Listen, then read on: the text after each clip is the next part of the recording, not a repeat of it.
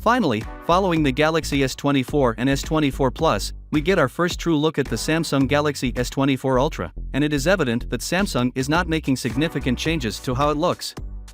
Ice Universe was right, the sides of the S24 Ultra are crisp and well-defined. It seems to be a boxy phone. The screen is nearly entirely flat, with only a slight curvature.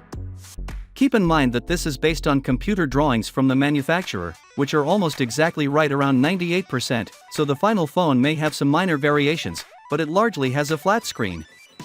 When we look at the back of the S24 Ultra, we can see that it has a camera setup similar to the S23 Ultra, with cameras for taking regular photos, wide-angle shots, and zooming in closely. On the front of the phone, there's a small hole for the camera, so it appears that cameras hidden under the display won't happen anytime soon. Smartphone manufacturers anticipate that this will be available in 2024, although it may take another 2 to 3 years.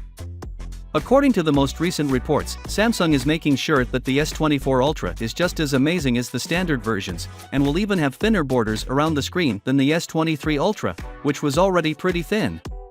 Personally, I believe these phones appear incredibly current and sophisticated. Unless you're someone like Ice Universe, most people will be pleased with how this screen looks. Talking about Ice Universe, he shared all the details about the screens of the S24 phones. The most exciting part is that all the screens will be super bright with 2500 nits of brightness, which is really great. Here's some more good news: the S24 Plus model will have the same high-quality screen as the Ultra model, which is called WQHD+. This is a smart choice from Samsung, so here's the big news. Samsung isn't making any substantial design modifications right now. Maybe with the S25 series next year, they'll modify how it looks and functions, but for now, this is how the S24 Ultra genuinely looks. Finally, what are your thoughts about it?